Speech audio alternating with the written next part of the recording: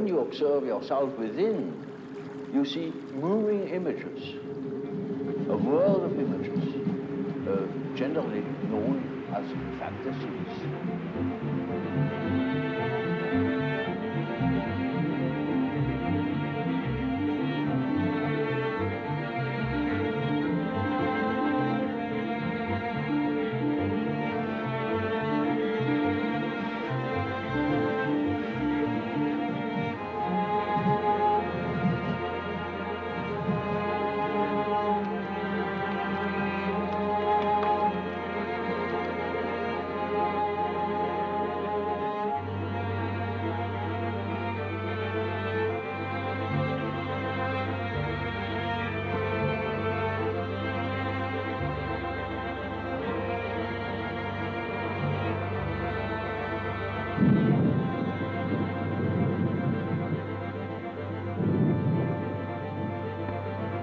In early childhood, a character is already there. You see, the child is not born tabula rasa, as one assumes. The child is born as a high complexity with existing determinants that never waver through the whole life, and that give the child his character already in the earliest childhood. A mother recognizes an individuality of her child. And so if you observe carefully, you see the tremendous difference, even in very small children. And these peculiarities express themselves in every way. So first, the peculiarities express themselves in all childish activities, in the way how it plays, in the things it is interested in. There are children who are tremendously interested in all moving things, and in movement chiefly. All the things you see that affect the body. And so they are interested in what the eyes do, what the ears do, how far you can bore into the nose with your finger, you know. Now you see these things, these interests express themselves in a typically childish way in children, and later on they express themselves in other peculiarities, which are still the same, but it doesn't come from the fact that they once have done such and such a thing in childhood. It is the character that is doing it.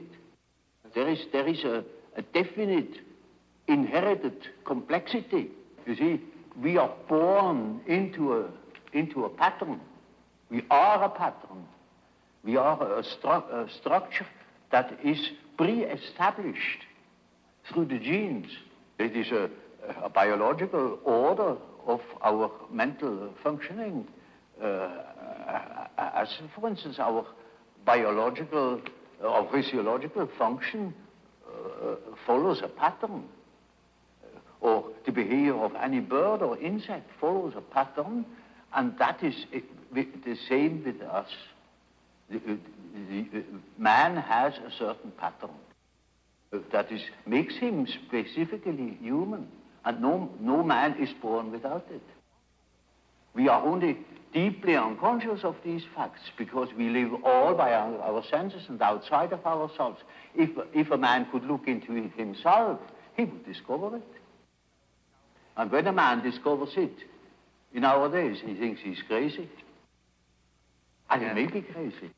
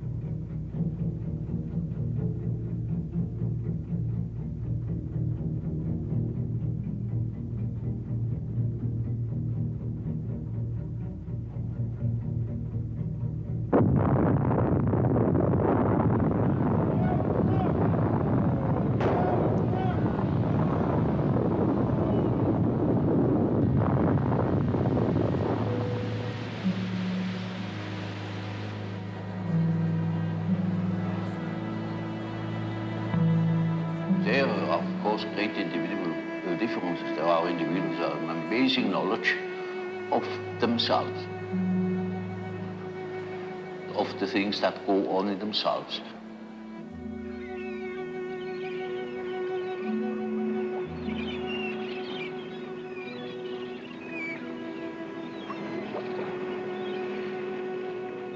But even those people wouldn't be capable of knowing what is going on in their unconscious. For instance, they are not conscious of the fact that while they live a conscious life, all the time a myth is played in the unconscious. A myth that extends over centuries. Namely, archetypal ideas, a stream of archetypal ideas that goes on through one individual, through the centuries. You see, it is like a continuous stream. And that comes then to the daylight in the great movements. Say, in political movements or in spiritual movements. For instance, in the time before Reformation, people dreamt of the great change. And that's the reason why such great transformations could be predicted. If somebody has been clever enough to see what there is going on in people's mind, in the unconscious mind, would be able to predict it. For instance, I have predicted the Nazi rising in Germany through the observation of my German patients. They had dreams in which the whole thing was anticipated. And with considerable detail in the years before Hitler came, in the beginning of the, well, I could say the year 1919, I was sure that something was threatening in Germany, something very big and very catastrophic. And I only knew it through the observation of the unconscious. When you observe the world, you see people, you see houses, you see the sky, you see tangible objects. But when you observe yourself within, you see moving images, a world of images, generally known as fantasies. Yet these fantasies are facts. You see, it is a fact that a man has such and such a fantasy. And it is such a tangible fact, for instance, that when a man has a certain fantasy, another man may lose his life. Or a bridge is built. These houses were all fantasies. Everything you do here, all of the houses, everything was fantasy to begin with. And fantasy has a proper reality. That is not to be forgotten. Fantasy is not nothing. It is, of course, not a tangible object. But it is a fact, nevertheless. It is, say, a form of energy, despite the fact we can't measure it. It is a manifestation of something. And that is a reality. That is just a reality as, for instance, the peace treaty of Versailles or something like that. Yeah. It is no more. You can't show it. But it has been a fact. And so the psychical events are facts, are realities. And when you observe the stream of images within, you observe an aspect of the world within.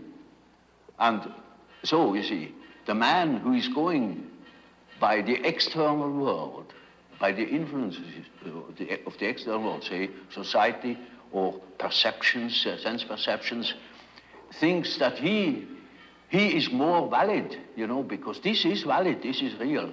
And the man who goes by the subjective factor is not valid because subjective factor is nothing. Yeah. No, that man is just as well based because he is bases himself upon the world from within. And so he is quite right, even if he says, oh, there is nothing but my fantasy, you know. And of course that is the introvert. And that the introvert is always afraid of the external world. He will tell you, when you ask him, he will be apologetic about it. You say, of course, yes, I know, only my fantasies. And he has always a resentment. And as the world in general, particularly America, is extroverted like hell, the introvert has no place. Because he doesn't know that he beholds the world from within. And that gives him dignity, and that gives him certainty, because it is, nowadays particularly, the world hangs on a thin thread, and that is the psyche of man. Assume that certain fellows in Moscow lose their nerve or their common sense for a bit, and the whole world is in fire and flames. You see? It is, nowadays we are not threatened by elementary catastrophes. There is no such thing as an H-bomb. That is all man's doing. We are the great danger. The psyche is the great danger. What if something goes wrong with the psyche? You see? And so you see, it is demonstrated to us in our days what the power of the psyche is of man, how important it is to know something about it, but we know nothing about it.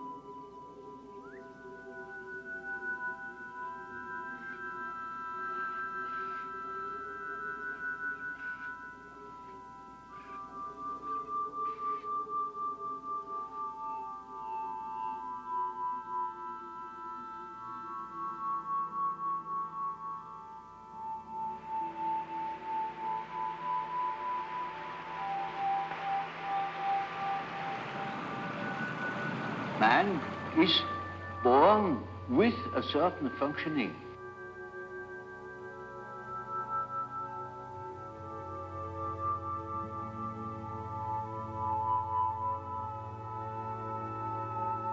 A certain way of functioning, a certain pattern of behavior.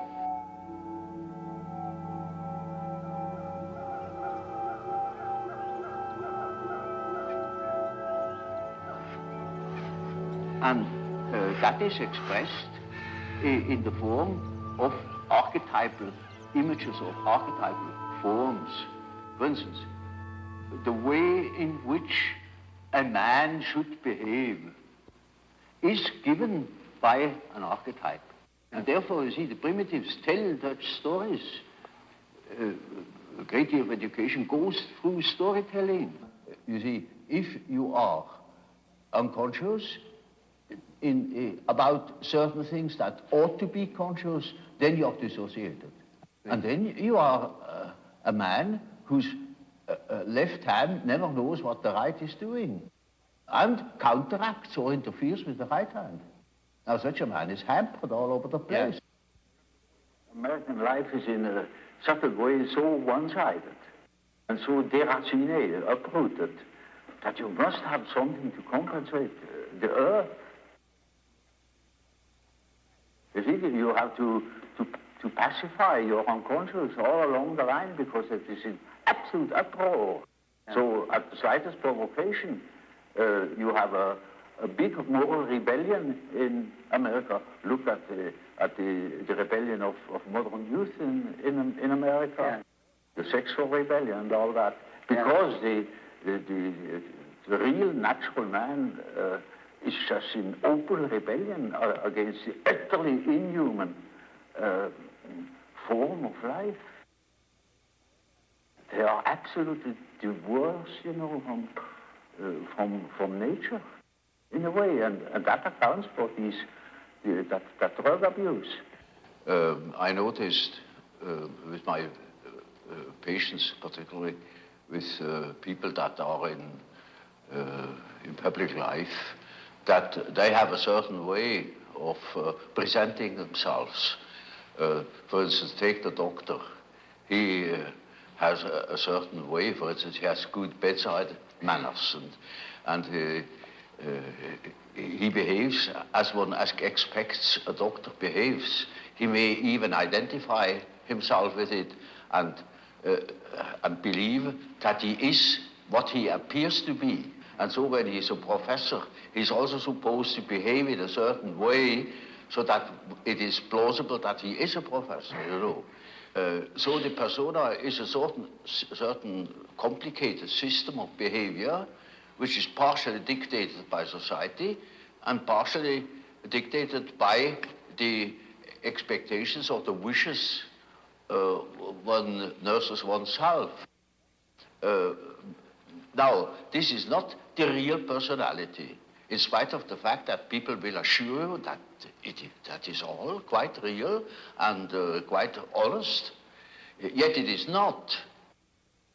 Now, such a performance, or say, the performance of the persona is quite all right, as long as you know that you are not identical with the way in which you appear. But if you are unconscious of this fact, then you get into sometimes very disagreeable conflicts. Namely, people can't help noticing that at home, for instance, you are quite different from what you appear to be in public.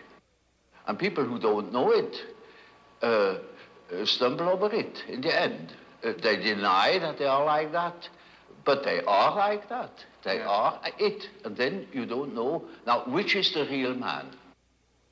Is he the man as he is at home or in intimate relations? Or is he the man that appears in public? It is a question of Jekyll and Hyde. Often. It is such, occasionally there is such a difference that you would almost be able to speak of the double personality. And the more that is pronounced, the more people are neurotic. They get neurotic because they have two different ways. They contradict themselves all the time, and in as much as they are unconscious of themselves, they don't know it. They think they're all one. Everybody sees that they are two. And some know him only from one side, so others know him only from the other side. And then there are situations that clash, because the way you are creates certain situations with people in your relations, and these two situations don't chime in. They are just dissonances. For instance, take a singer. Yes. Who is absolutely controlling his voice. Suddenly he can't sing. Or any other, take a man who writes fluently. Suddenly he makes a ridiculous mistake. There, his habit doesn't function. It may be, you know, that what the unconscious has to say is so disagreeable that one prefers not to listen. And in most cases, people would be probably less neurotic if they could admit the things. These things are always a bit difficult or disagreeable or inconvenient or something of the sort. So there is always a certain amount of repression. When in treatment, for instance, in the treatment of neurosis, you have to do with that personal unconscious for quite a while. And then only dreams come that show that the collective unconscious is touched upon.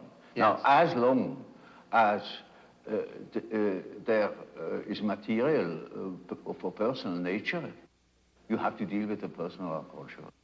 But when you get to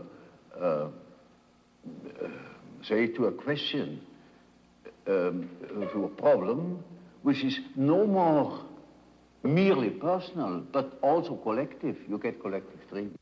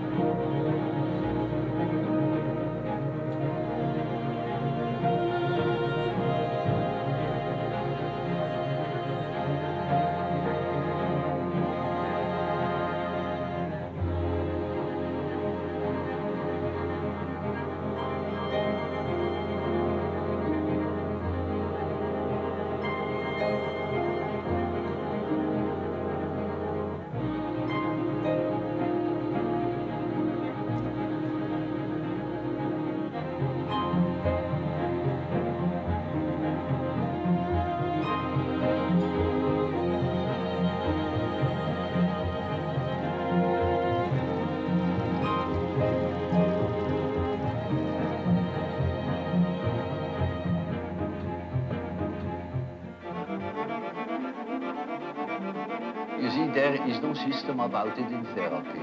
In therapy, you treat the patient as he is in the present moment, irrespective of causes and such things. That is all more or less theoretical. There are cases who know just as much about their own neurosis as I know about it, in a way. In such cases, I can start right away with posing the problem. For instance, there is a case, a professor of philosophy, and he imagines that he has cancer. He shows me several dozen X-ray plates that prove that there is no cancer. And he says, of course I have no cancer, but nevertheless, I'm afraid I could have one. You see, I have consulted so many surgeons, and they all assure me there is none. And I know there is none, but I might have one, you see, and that's enough. Now, you see, such a case can stop from one moment to the other. He simply stops thinking such a foolish thing, you see. But that is exactly what he can't do. You know it is nonsense, and why should you think it? Or what for should you think it? Well, and what is that power that makes you think such a thing? It's like a possession, you know. Exactly. It's like a demon in him that makes him think like that, in spite of the fact that he doesn't want it. You see, then we have the problem. That is the problem for an intellectual man. And then I say, now, you see, you don't know, you have no answer. I have no answer.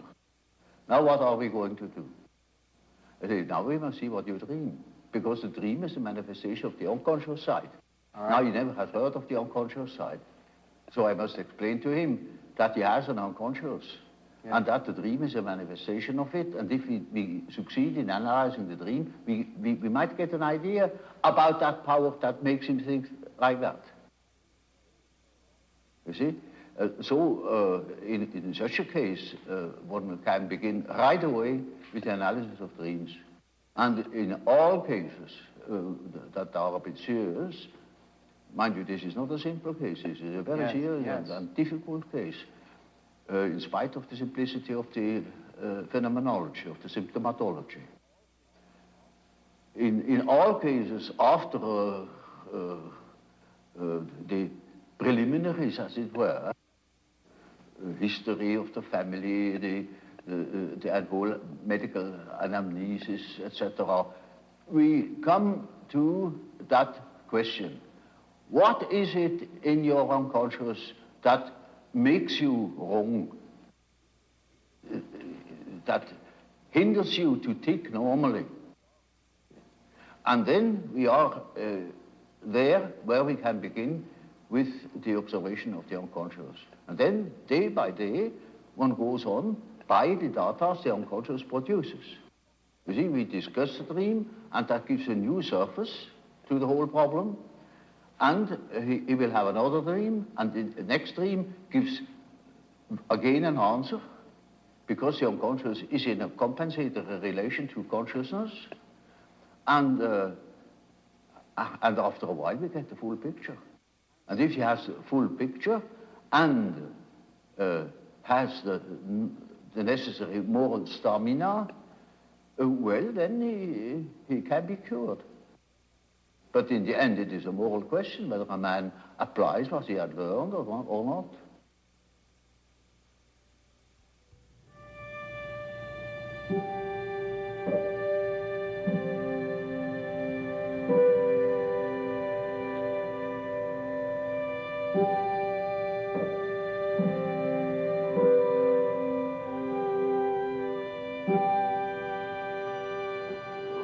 Is just one typical archetypal form. It is what they call in alchemy the quadratura circuli, the square in the circle, or the circle in the square. And it is an age-old symbol that goes right back in the prehistory of man, and is all over the earth. And it either expresses the deity or the self. These two terms are psychologically very much related, which doesn't mean that I believe that God is a self or that the self is God. I make that statement that there is a psychological relation, and that can be, have plenty of evidence for it. And it is a very important archetype. It is the archetype of an inner order. It is always used in that sense, either to make the arrangement of the many, many aspects of the universe, a world scheme, or a scheme of our psyche.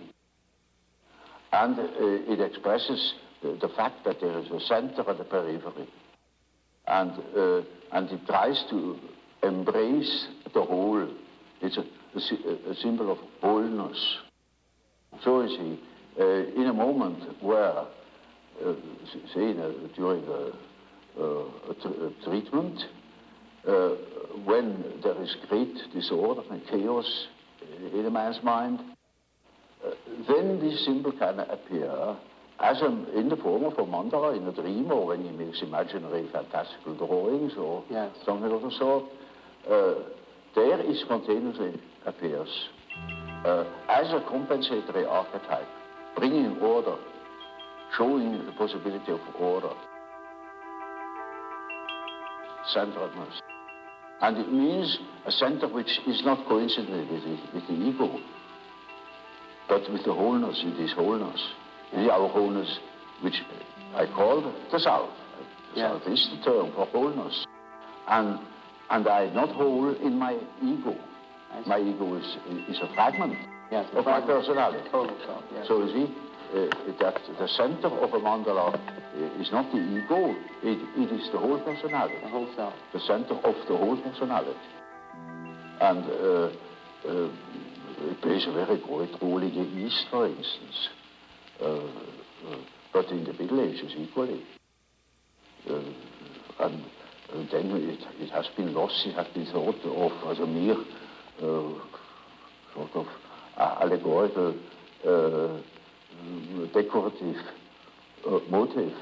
But as a matter of fact, it is highly important and highly autonomous symbol that appears in dreams and so on, or in folklore.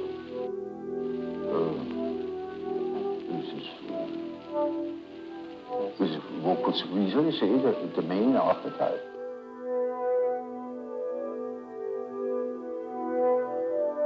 I had a case that was an intelligent young woman. She was a student of philosophy, very good mind, where one could expect easily that she would see that I am not the parental authority. But she was utterly unable to get out of this delusion. And in such a case, one always has recourse to the dreams. It is just as if one would ask the unconscious, now what do you say to such a condition? You see, she says within her conscious, of course I know you are not my father, but I just feel like that. It is like that. I depend upon you. And I say, now you see what the unconscious says. Now the unconscious produces dreams in which I really assumed a very curious role. You know, she was the little infant. She was sitting on my knees. I held her in my arms. I was a very tender father to the little girl, you know.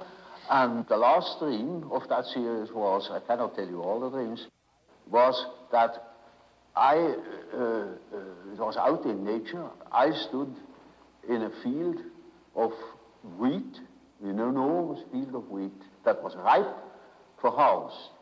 And I was a giant. And I held her in my arm like a baby. And the wind was blowing over that field of wheat. Now, you know, when the wind is blowing over wheat field, these waves in the wheat field. And with these waves, I swayed like that putting her as if it were to sleep, you know. And she felt as being in the arms of a god, of the Godhead. And I thought, now the harvest is ripe, and I must tell her. And I told her, you see, what you want and what you project into me, because you are not conscious of it, is you have the idea of a deity. You don't possess. Therefore, you see it in me. That clicked. Because, you know, she had a rather intense religious education. Of course, it all vanished later on. And something disappeared from her world. Her world became merely personal, and that religious conception of the world was non-existent, apparently. And so she certainly became aware of an entirely heathenish image that comes fresh from the archetype. She had not the idea of a Christian God or of an Old Testament Yahweh. It was a heathenish God, you see, a God of nature, of vegetation. He was the wheat himself. He is the spirit of the wheat, the spirit of the wind. And she was in the arms of that Newman. No. Now, that is the living experience of an archetype. Now, that made a tremendous impression upon that girl, and instantly it clicked. She saw what she really was missing, that missing value, that was in the form of a projection in myself and made myself indispensable to her. Yes. Now, that is a luminous experience, you see. And that is the thing that people are looking for. An archetypal experience that gives them an incorruptible value. You see, they depend upon other conditions. They depend upon their desires, their ambitions, depend upon other people, because they have no value in themselves. They have nothing in themselves. They are only rational, and they are not in the possession of a treasure that would make them independent. But when that girl can hold that experience, then she doesn't depend anymore. She cannot depend anymore, because that value is in herself. And that is a sort of liberation. And that is, of course, makes her complete, you know. Inasmuch as she can realize such a luminous experience, she is able to continue her path, her way, her individuation. The acorn can become an oak and not a donkey. Nature will take her course. She will become that which she is from the beginning.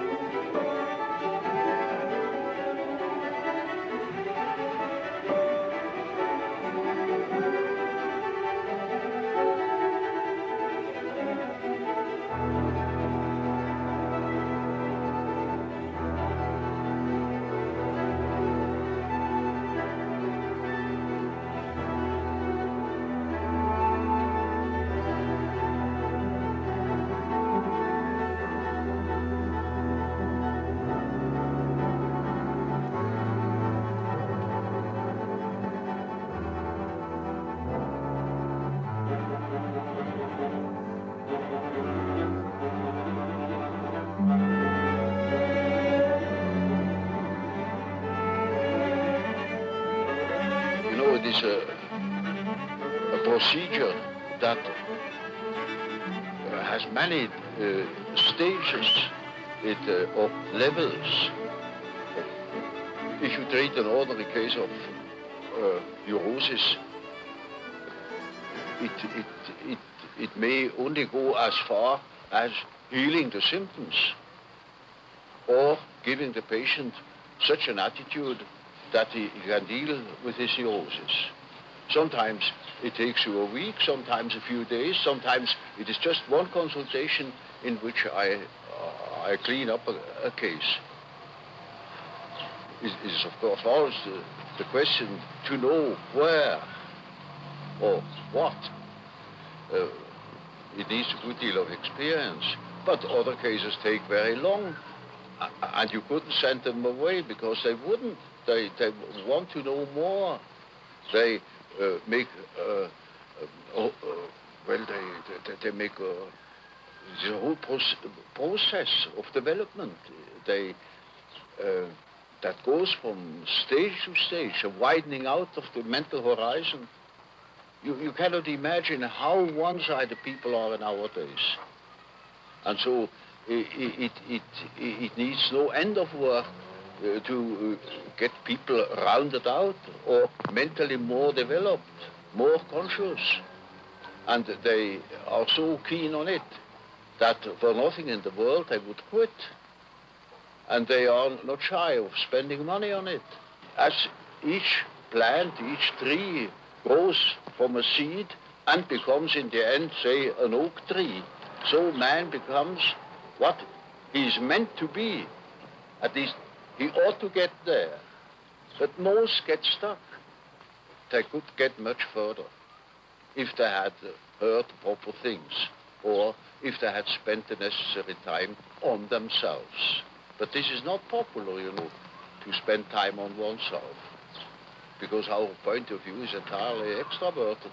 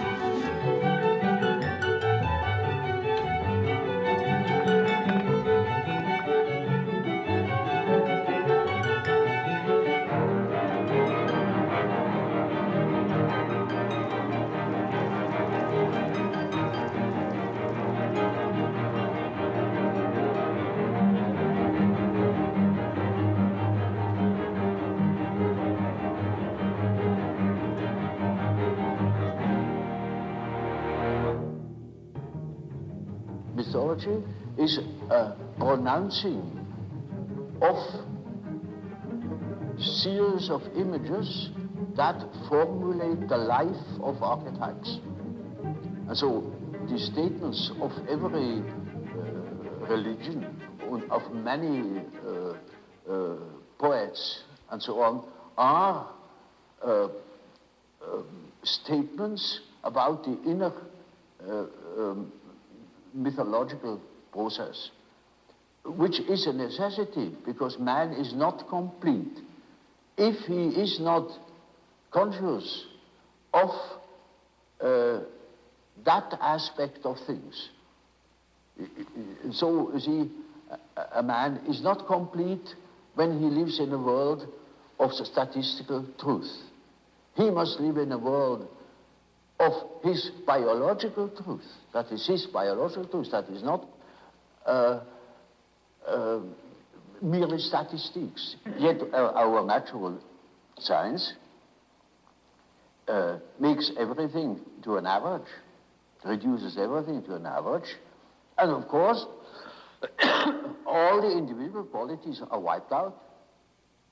That, of course, is most unbecoming. It is unhygienic. It deprives people of their specific values, where they are individuals. It deprives them of the most important experiences of their life, where they experience their own value, namely the creative background of their personality. And we think we are able to be born today and to live in no myth, without history. That is a disease. That's absolutely abnormal, because man is not born every day. He's once born in a specific historical setting with the specific historical qualities, and therefore he is only complete when he has a relation to these things. It's just as if you were born without eyes and ears, when you are growing up with no connection with the past. From the standpoint of natural science, you need no connection with the past. You can wipe it out. And that is a mutilation of the human being.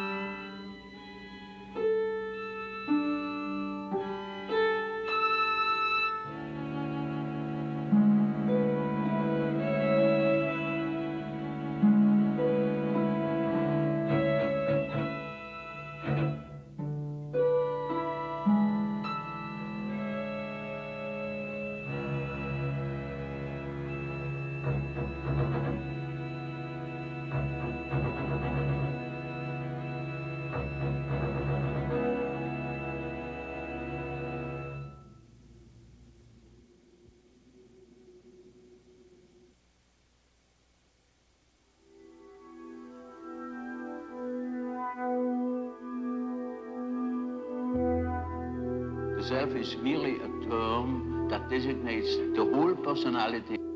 The whole personality of man is indescribable. His consciousness can be described.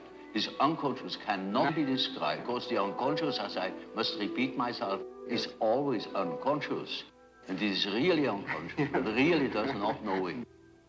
And so we don't know our unconscious personality. We have hints, we have certain ideas, but we don't know it really. Nobody can say where man ends.